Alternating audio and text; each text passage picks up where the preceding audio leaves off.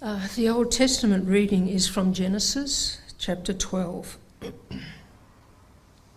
Now the Lord said to Abram, "Go from your country and your kindred and your father's house to the land that I will show you. I will make of you a great nation, and I will bless you and make your name great, so that you will be a blessing. I will bless those who bless you, and the one who curses you I will curse. And in you all the families of the earth shall be blessed." So Abram went, as the Lord had told him, and Lot went with him. Abram was 75 years old when he departed from Haran.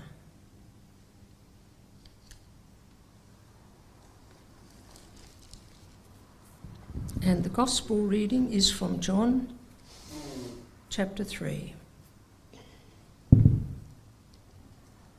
Now there was a Pharisee named Nicodemus, a leader of the Jews. He came to Jesus by night and said to him, "Rabbi, we know that you are a teacher who has come from God, for no one can do these signs that you do apart from the presence of God." Jesus answered him, "Very truly, I tell you, no one can see the kingdom of God without being born from above." Nicodemus said to him, "How can anyone be born after having grown old? Can one enter a second time into the mother's womb and be born?" Jesus answered, "Very truly, I tell you, no one can enter the kingdom of God without being born of water and spirit. What is born of the flesh is flesh, and what is born of the Spirit is spirit.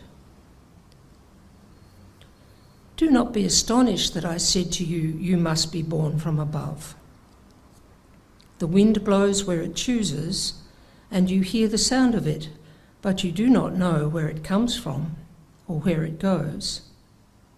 So it is with everyone who is born of the Spirit." Nicodemus said to him, "How can these things be?" Jesus answered, "Are you a teacher of Israel, and yet you do not understand these things? Very truly I tell you, we speak of what we know and testify to what we have seen, yet you do not receive our testimony. If I have told you about earthly things and you do not believe, how can you believe if I tell you about heavenly things? No one has ascended into heaven except the one who descended from heaven, the Son of Man.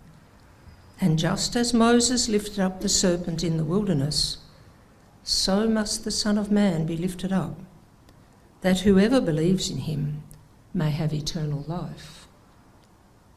For God so loved the world that he gave his only Son, so that everyone who believes in him may not perish, but may have eternal life.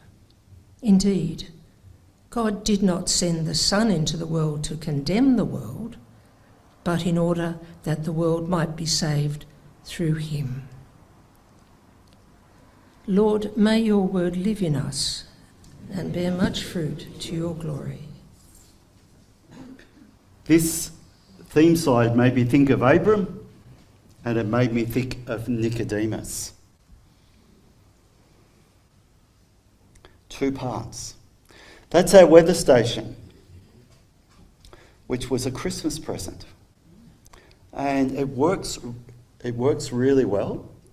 On the iPad, you can get the information from the weather station. You don't have to go outside to tell it's raining. You can look on the iPad. You can see which direction the wind's going and how fast it's going. And it also tells you the humidity as well. But alas, the solar panel I was using to charge the battery that runs it, because it runs off a USB, and there's no power in the shed, and I thought, I'll be smart. I'll put a battery in and I'll put a solar panel and that will keep it going. And it did until it didn't. The solar panel decided that after a number of years being outside that it would revert back to its original multi-layered piece of material and no longer put out any voltage. The battery, I didn't realise, and the battery died because it wasn't getting any input and it was a bit old and it needed the input to keep going. So it got to the point where it was no longer going to put any current out.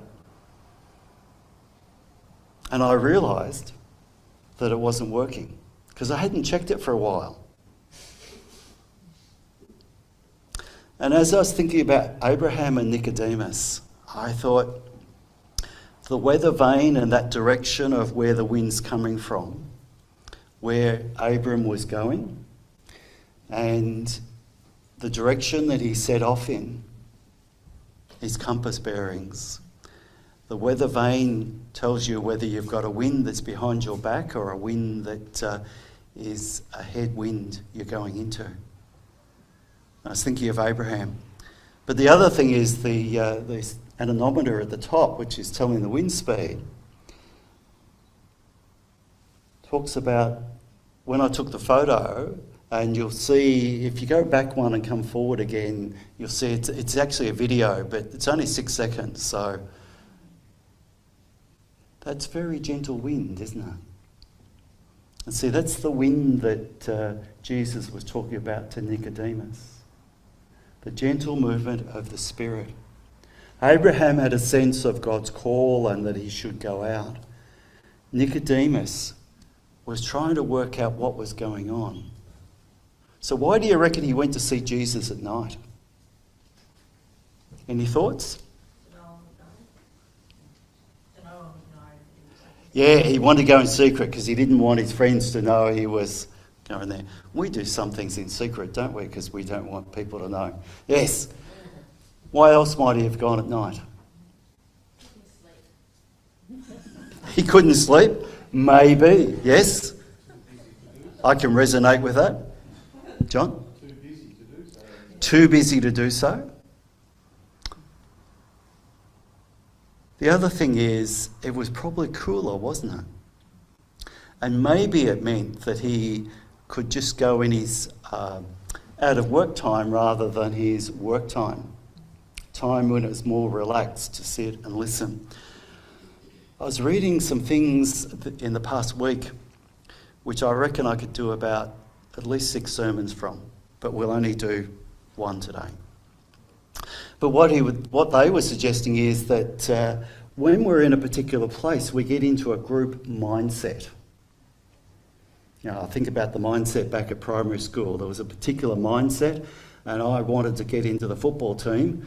And one of the guys that I know said, if I dinked him to school on my bike, he would put me in the football team. He was lying. He didn't. I couldn't take the ride back, but groupthink culture can be very much the way that we are. And actually, to be able to think of something different and see things differently, sometimes we've got to get out of that space.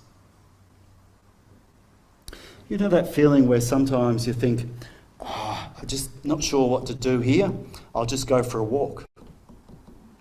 Because sometimes just going for a walk gets us out into a different headspace and a different space. One of the authors talking about this sort of discernment suggests that our group think is the secular age that we live in. The secular age where more is better, bigger is better, and we can solve anything. A mindset, all we need is enough money.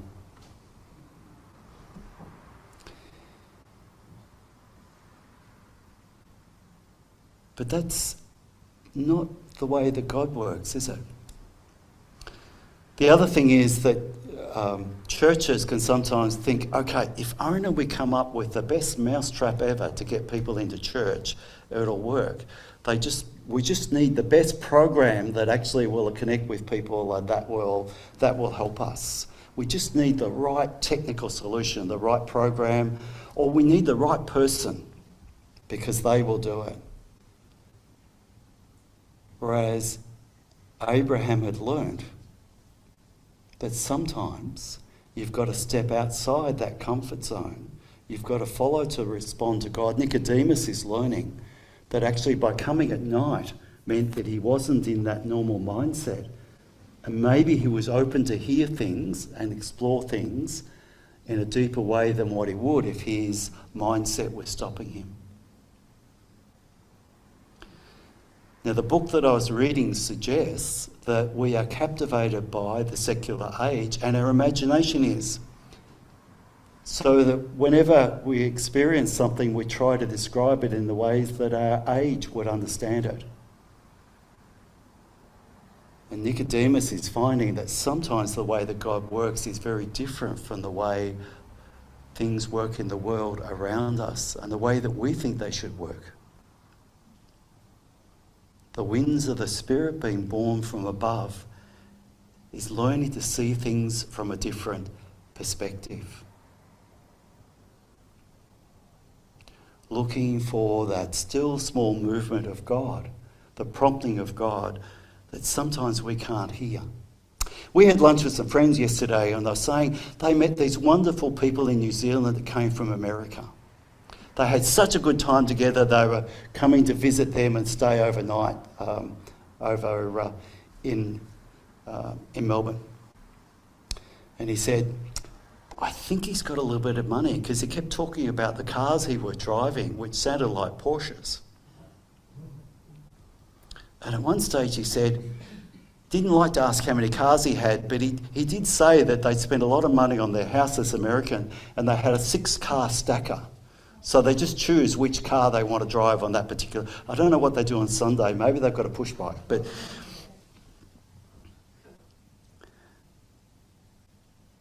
Amazing. But see, is that what life is about? The amount of possessions that we have and more? Or is there something deeper down that's more important than the possessions?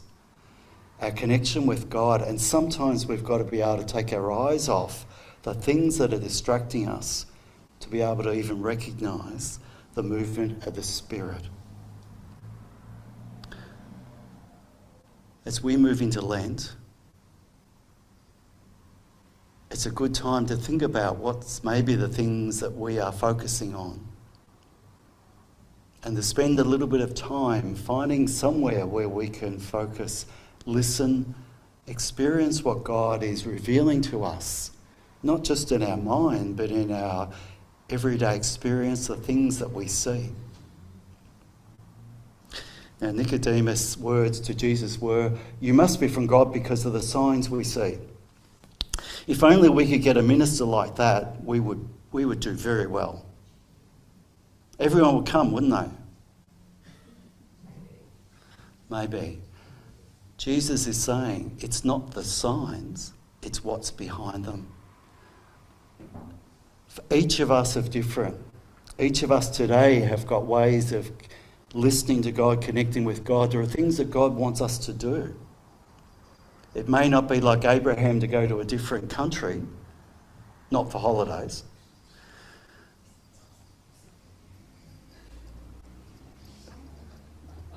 See, you know that story about herding cats? How do you get a cat to go out the door? Get a dog? Although I've seen cats demolish dogs depending on their size.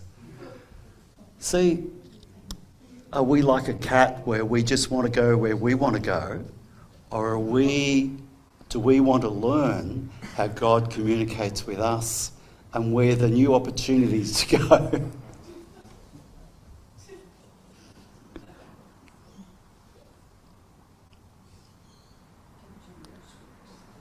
Will we listen? Will we recognise that each of us experiences God in a way that God wants to communicate with us, and for each of us that may be different? But it's really helpful to be able to talk about our experience So that might trigger someone else not to follow that exact experience, but to actually recognise the way that God communicates with you, with them. To be open to the wind of the Spirit.